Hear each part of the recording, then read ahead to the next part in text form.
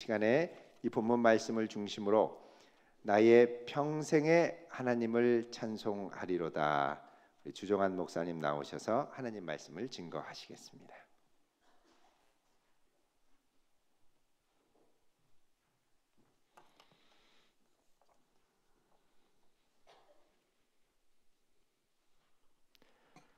네, 오늘 우리가 함께 읽은 이 시편 146편은 시편 150편까지 이어지는 할렐루야 시편의 첫 번째 시입니다. 할렐루야 시편은 시편의 제일 마지막 부분에 나오는 시들인데요. 시편 전체의 결론으로 볼 수 있는 시의 모음입니다. 모두 할렐루야라고 시작해서 마지막에도 할렐루야라도 끝나기 때문에 할렐루야 시편이라고 부릅니다. 이 할렐루야 시편은 공통적으로 하나님을 찬양할 것을 요청합니다. 할렐루야라는 말의 뜻 자체가 여호와를 찬양하라, 하나님을 찬양하라 라는 뜻이지요. 내용을 살펴보면 갈수록 찬양을 요청하는 범위가 점점 넓어지는 것을 알 수 있습니다. 제일 처음에 나오는 할렐루야 시편 중 시편인 오늘 시편 146편은 시편 기자가 자기 자신을 향하여 찬양하라고 요청합니다. 자기 스스로를 향하여 찬양하라고 말합니다. 본문 1절과 2절이 이렇게 기록하지요. 할렐루야, 내 영혼아 여호와를 찬양하라. 나의 생전에 여호와를 찬양하며 나의 평생에 내 하나님을 찬송하리로다. 아멘.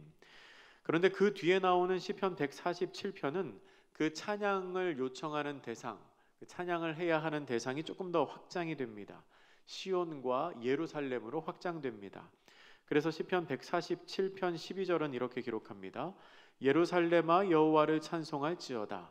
시온아 내 하나님을 찬양할지어다 라고 기록합니다.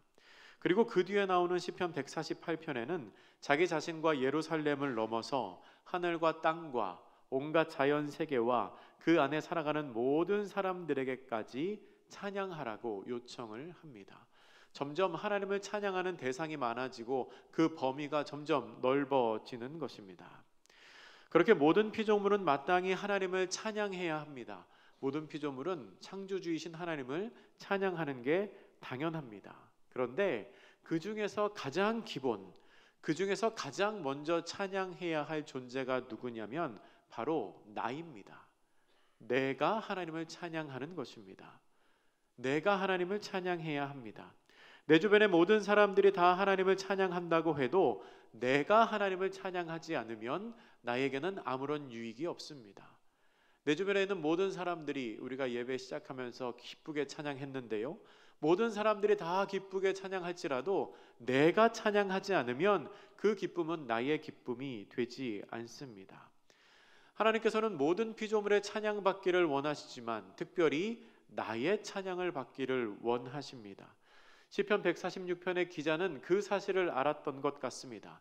그 하나님의 마음을 알아서 스스로를 향하여 나의 영혼아 하나님을 찬양하라. 나의 평생에 하나님을 찬양하라 라고 요청하고 있는 것입니다. 그리고 그렇게 하나님을 찬양할 때 어떤 복이 돌아오는지를 이 시를 통해서 고백하고 왜 우리가 하나님을 찬양해야 하는지를 또한 고백하고 있습니다. 본문을 읽어가면서 같이 살펴보겠습니다. 본문 1절과 2절에서 시인은 하나님을 찬양할 것을 스스로에게 요청하며 또한 결단을 합니다. 오늘 본문 1절과 2절 말씀 우리 같이 한번 읽어보겠습니다. 시작. 할렐루야 내 영혼아 나의 평생에 내 하나님을 찬송하리로다. 아멘. 시편 기자는 자기가 살아있을 때에 자기가 호흡하고 있을 그때에 자기의 평생토록 하나님을 찬양하겠다고 결단을 합니다. 오늘 본문의 평생이라고 번역된 단어는 히브리어 원어가 오드라는 단어입니다. 이것은 계속해서, 연속해서 라는 의미를 담고 있습니다. 그러니까 평생 찬양을 하기는 하는데 간헐적으로 하는 게 아닙니다. 이번 주는 했다가 다음 주에는 안 하고 또 그 다음 주에는 하고 그렇게 띄엄띄엄 평생도록 찬양하는 게 아니고 계속해서 찬양하는 겁니다. 계속 이어지도록 쉬지 않고 하나님을 찬양하는 겁니다. 여러분 이렇게 계속해서 하나님을 찬양한다는 것에는 하나님을 찬양하는 그 자체의 의미도 있지만 또한 그 이면에는 내가 하나님만을 신뢰하며 섬기겠다는 결단과 의지가 그 속에 묻어나는 것입니다. 여러분, 우리가 계속해서 연속해서 쉬지 않고 하나님만 찬양한다면 그 사이에 다른 우상이 끼어들 틈이 있겠습니까? 그렇지 않죠. 만약에 여러분이 아침에 일어나서 밤까지 계속해서 여러분의 입으로 찬송가만을 부르신다면 여러분의 입으로 가요를 부를 시간이 있을까요? 아닙니다. 그럴 수가 없지요. 그렇게 찬양한다는 것은 먼저 찬양하는 것을 통해 하나님께 영광을 돌리는 일이기도 하지만 또한 그 찬양하는 것을 통해 나의 신앙을 지키는 일이기도 합니다. 그러니까 그 찬양은 하나님께만 좋은 것이 아니라 나에게도 좋은, 나의 믿음을 지키는 쉬지 않는 결단이 된다는 겁니다. 3절 이하에서는 하나님을 찬양해야 하는 다양한 이유가 나옵니다. 먼저 우리 3절과 4절 말씀 같이 읽어보겠습니다. 3절 4절 시작. 귀인들을 의지하지 말며 도울 힘이 없는 인생도 의지하지 말지니 그의 호흡이 끊어지면 흙으로 돌아가서 그날에 그의 생각이 소멸하리로다. 아멘. 우리는 세상을 살아가면서 어려운 일이 있을 때에, 내 힘으로 감당하기 힘든 일이 있을 때에 자연히 주변에 있는 힘이 있는, 영향력이 있는 사람들을 의지하려고 하는 생각이 듭니다. 문제가 생길 때 인맥을 동원해서 누군가에게 연락을 해서 해결하는 것이 빠르고 확실한 방법이라고 착각하기가 쉽습니다. 하지만 그것은 순간적으로, 일시적으로는 도움이 될 수 있을지 모르겠지만 그러한 사람들이 우리에게 진짜 도움이 될 수는 없습니다. 유한한 존재인 사람은 그의 생명이 사라질 때 그가 가진 권력도, 그가 가진 재산도, 그의 모든 계획과 모든 생각도 다 함께 사라지기 때문입니다. 시편 기자는 그런 존재를 딱 잘라서 오늘 본문에 도울 힘이 없는 인생이라고 표현합니다. 도울 힘이 없는 인생. 이 표현은 그들에게 일시적인 힘과 건세가 있을 수는 있지만 궁극적인 구원이 없다는 것을 의미합니다. 자기가 가진 돈과 지금 누리고 있는 그 권세로 다른 사람들을 한두 번 도와줄 수는 있겠지만 그 사람들이 다른 사람의 영원한 생명, 구원을 보장하지는 못한다는 겁니다. 사실 그들은 스스로의 구원도 보장할 수가 없습니다. 그런 능력이 그들에게는 없습니다. 그렇기 때문에 그런 사람들을 의지할 필요가 없다는 겁니다. 그런 사람들을 의지해서는 안 된다는 겁니다. 그렇다면 우리가 의지해야 할 존재는 누구입니까? 본문 5절이 그것을 말해주고 있습니다. 같이 읽습니다. 야곱의 하나님을 자기의 도움으로 삼으며 여호와 자기 하나님에게 자기의 소망을 두는 자는 복이 있도다. 아멘. 하나님을 도와주실 분으로 삼고 하나님에게 소망을 두는 사람에게 복이 있습니다. 우리는 나를 도와주실 존재로 주변의 귀인이 아니고 내 주변에 능력이 있는 사람이 아니고 오직 하나님을 선택해야 합니다. 또한 하나님 안에서 소망을 품어야 합니다. 왜냐하면 하나님을 가까이 하는 것이 우리 삶의 복이 되기 때문입니다. 시편 73편 28절은 이렇게 기록합니다. 우리 한번 찾아보죠. 같은 시편 본문인데요. 앞으로 조금 넘기셔서 시편 73편 28절 말씀입니다.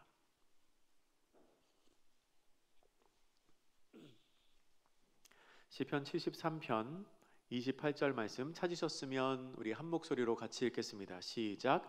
하나님께 가까이 함이 내게 복이라. 내가 주 여호와를 나의 피난처로 삼아 주의 모든 행적을 전파하리이다. 아멘. 여러분, 이 말이 진리입니다. 우리가 하나님께 가까이 하는 것이 우리의 복입니다.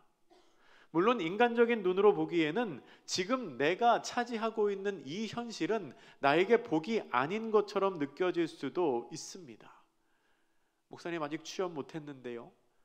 목사님 이번 학기에 시험을 망쳤는데요. 목사님 지금 제 건강이 좋지 않은데요. 인간적인 눈으로 봐서는 나에게 주어진 환경이 복이 아닌 것처럼 느껴질 수도 있습니다. 그러나 내 안에 주님이 계신다면, 내가 지금 하나님을 가까이 하고 있고 내가 하나님을 나의 도움으로 삼고 있고 내가 하나님께 나의 소망을 두고 있다면 지금의 이 현실조차도 하나님께서 나에게 허락하신 복이라는 것을 기억하시기 바랍니다. 하나님께 소망을 두는 사람에게 복이 있습니다. 시편 기자는 그 사실을 알았기 때문에 어떠한 상황에서도 하나님을 찬양하겠다고 결단합니다. 시편 기자는 6절 이하에서 우리에게 복을 주시는 하나님이 어떤 분이신지를 설명합니다. 다르게 말하면 우리가 하나님을 찬양해야 하는 이유가 무엇인지를 설명합니다. 먼저 하나님께서는 창조주이시며 피조물을 지키시는 분이십니다. 본문 6절 말씀입니다. 같이 읽겠습니다. 시작. 여호와는 천지와 바다와 그 중에 만물을 지으시며 영원히 진실함을 지키시며. 아멘. 하나님은 하늘과 땅과 바다와 그 속에 있는 모든 피조물을 지으셨습니다. 오직 말씀으로, 능력으로, 지혜로 만물을 창조하셨고 그 피조물은 하나님 보시기에 참 좋았습니다. 그 피조물들이 하나님께 기쁨이 되었습니다. 하나님은 또한 그 만물을 지키십니다. 그렇게 창조하신 후에 알아서 살라고 내버려 두는 신이 아니십니다. 신실함으로, 영원히 진실함으로 그 피조 세계를 돌보고 계십니다. 이것은 하나님께서 이 세상을 창조하시고 또한 보존하시는 하나님의 섭리입니다. 또한 하나님께서는 어려운 상황에 있는 사람들을 도우시는 분입니다. 본문 7절부터 9절까지의 말씀입니다. 7절부터 9절까지 말씀 조금 길지만 우리 한 목소리로 읽겠습니다. 시작. 억눌린 사람들을 위해 정의로 심판하시며 줄인 자들에게 먹을 것을 주시는 이시로다. 여호와께서는 갇힌 자들에게 자유를 주시는도다. 여호와께서 맹인들의 눈을 여시며 여호와께서 비굴한 자들을 일으키시며 여호와께서 의인들을 사랑하시며 여호와께서 나그네들을 보호하시며 고아와 과부를 붙드시고 악인들의 길은 굽게 하시는도다. 아멘. 하나님은 억눌린 사람들을 위해서 정의로 심판하시는 분이십니다. 우리가 사는 인간 사회에서는 가진 자들, 권력이 있는 자들을 중심으로 정의의 기준이 왔다 갔다 할 때가 있습니다. 누구에게는 관대하고 누구에게는 심하게 엄격할 때가 있습니다. 하지만 하나님의 정의는 흔들림이 없습니다. 하나님께서는 억울하게 억압받는 사람들의 소리를 들으시고 온 세상 모든 백성에게 공평하고 정의로운 재판관이 되어 주십니다. 또한 하나님은 우리의 필요를 채우시는 분입니다. 7절 중간에 나오는 줄인 자라는 표현이 있는데요. 이 줄인 자라는 표현은 단순히 배가 고픈 사람을 뜻하는 것이 아닙니다. 무언가가 결핍이 있는 사람을 의미하는 겁니다. 무언가 결핍, 부족하고 모자란 것이 있는 사람을 의미합니다. 그 결핍이 돈일 수도 있습니다. 그리고 건강일 수도 있습니다. 자녀나 지위, 관계일 수도 있습니다. 때로는 자유의 결핍일 수도 있습니다. 그런데 하나님께서는 어떤 분이시냐면 그 결핍을 채워주시는 분이라는 겁니다. 8절에서 하나님은 치료자이시면서 낮아진 사람들을 붙드시는 하나님이라고 고백하고 있습니다. 하나님께서는 긍휼의 마음으로 눈먼 자를 고치시는 분이십니다. 병든 자를 고치십니다. 죽은 자를 살리시기도 합니다. 또한 육체의 질병뿐만 아니라 마음의 병까지도, 영혼의 상처까지도 치유하시는 하나님이십니다. 8절 중간에 나오는 비굴한 자라는 표현이 있는데요. 이 표현 다른 의미로 말하면 숙이는 자라는 뜻입니다. 머리를 숙인다는 거죠. 겸손하여서 낮아진 사람을 의미하는 겁니다. 그런데 똑같은 단어가 시편 145편에도 나오는데 그때는 하나님을 기다리는 사람이라는 의미로 사용이 되었습니다. 하나님을 기다리는 사람.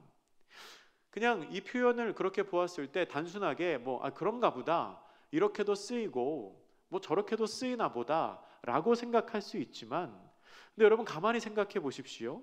하나님을 기다리는 자가 겸손한 자라고 합니다. 뭐 그럴 수 있습니다. 거기까지는 그럴 수 있지요. 그런데 그 겸손한 자가 비굴한 자라는 겁니다.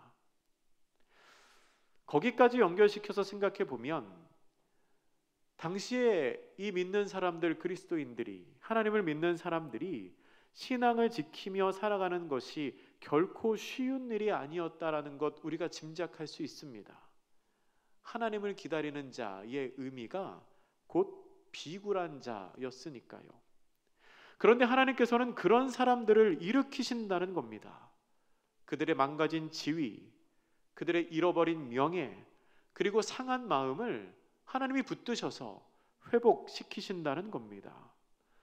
또한 하나님께서는 사회에서 소외된 사람들을 보호하시는 분이십니다. 하나님께서는 나그네를 보호하시고 고아와 과부를 붙드십니다.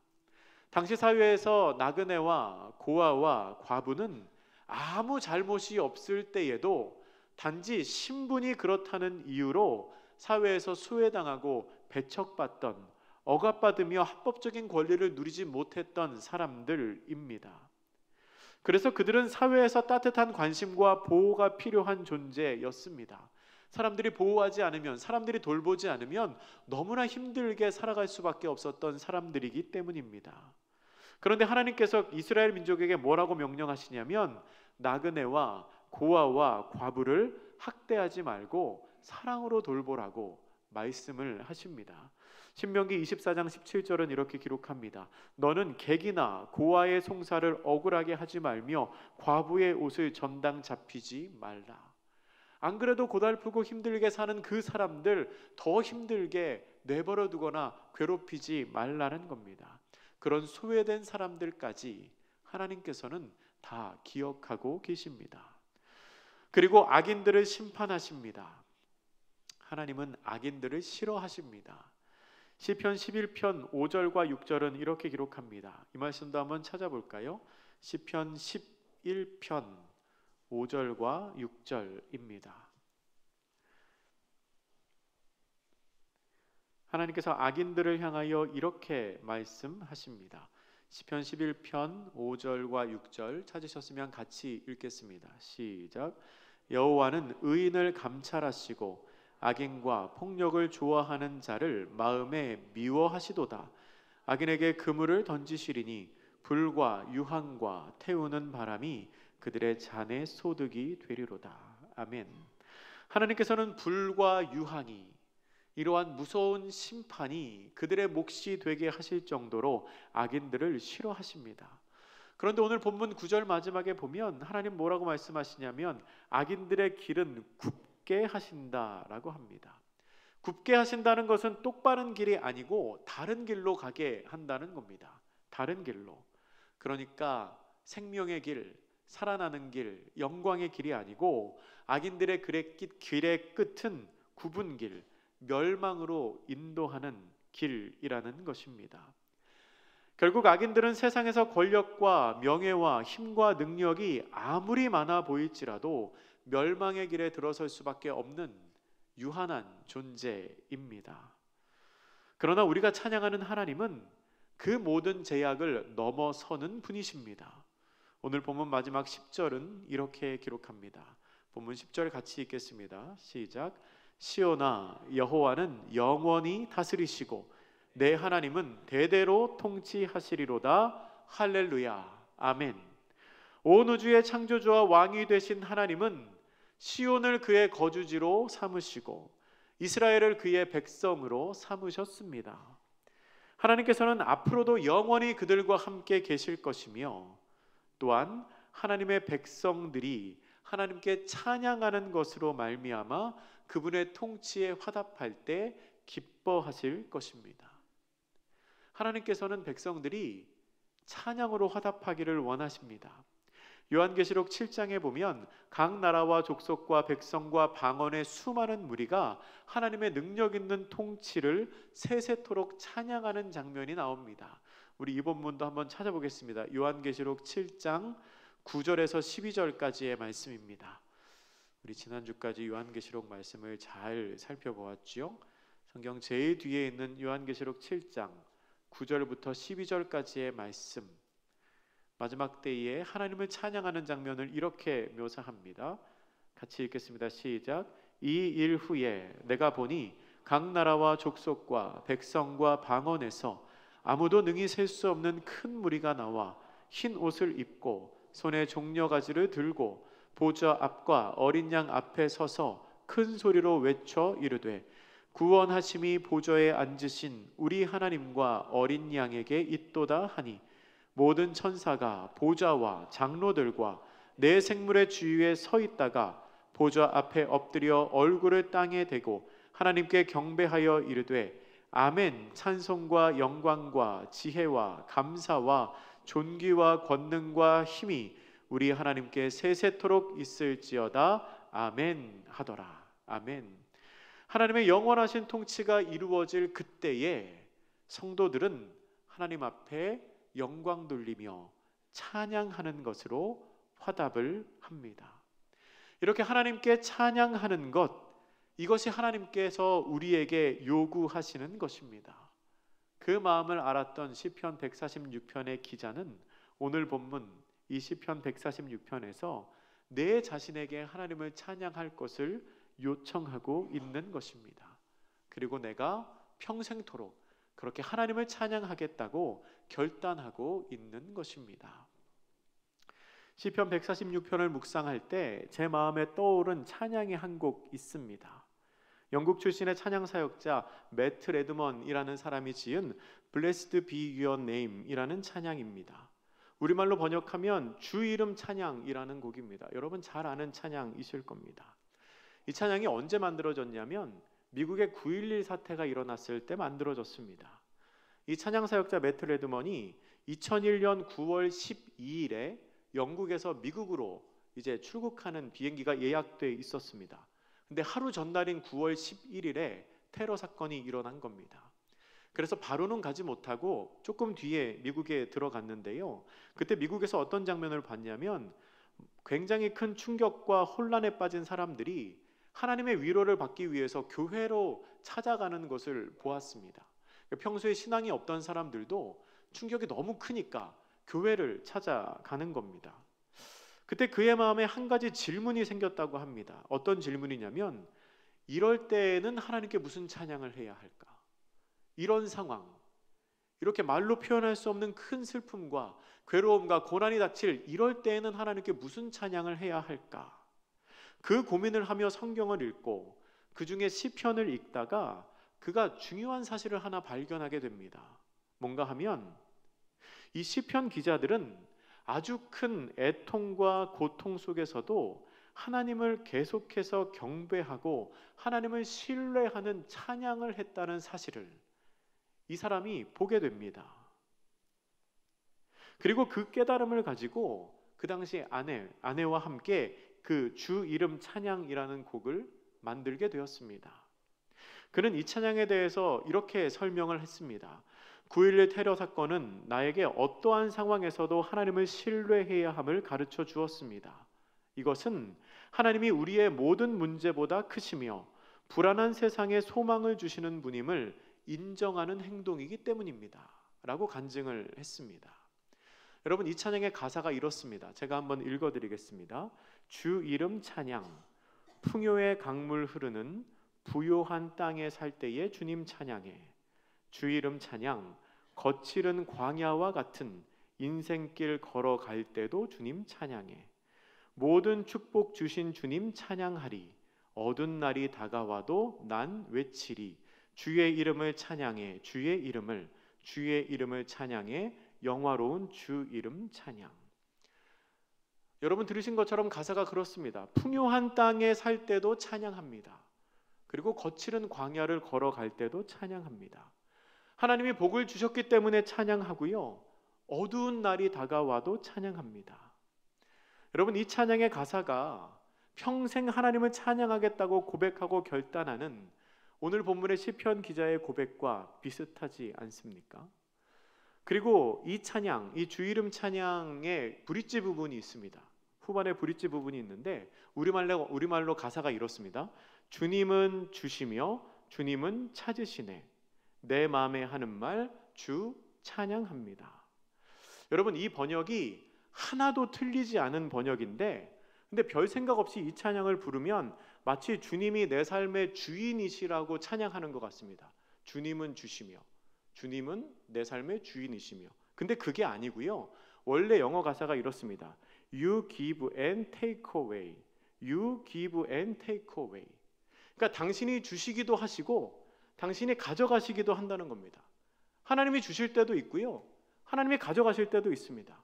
근데 그때 이 찬양을 쓴 이 배트 레드먼이 뭐라고 고백하냐면, 그때에도 나는 주님을 찬양합니다.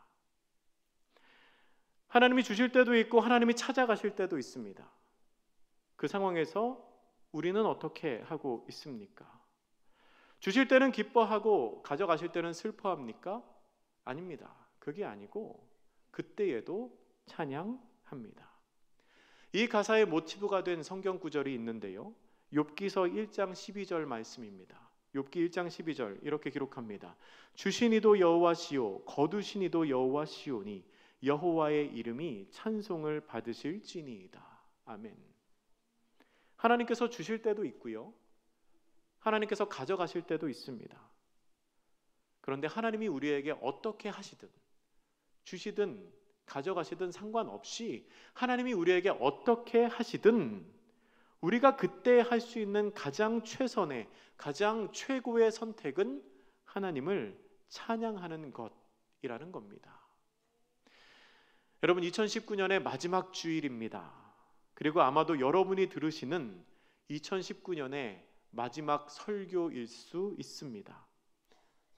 잠깐 한 해를 돌아보시기 바랍니다. 올 한 해 하나님께서 여러분에게 주신 것이 많으십니까? 아니면 가져가신 것이 많으십니까? 그러면 하나님이 주셨을 때 어떻게 하셨습니까?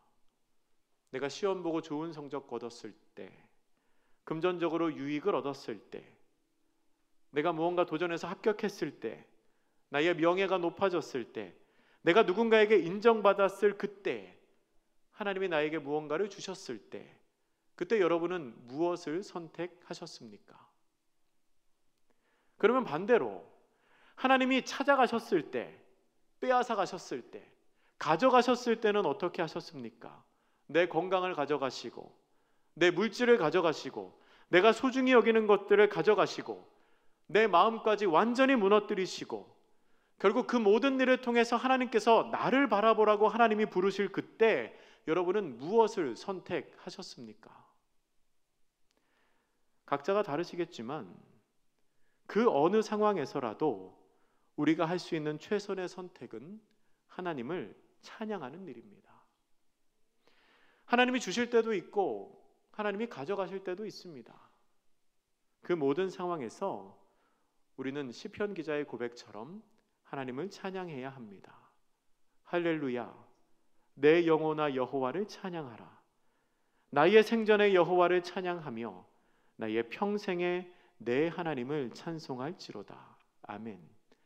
여러분, 이 고백이 우리 모두의 고백이 되기를 바랍니다.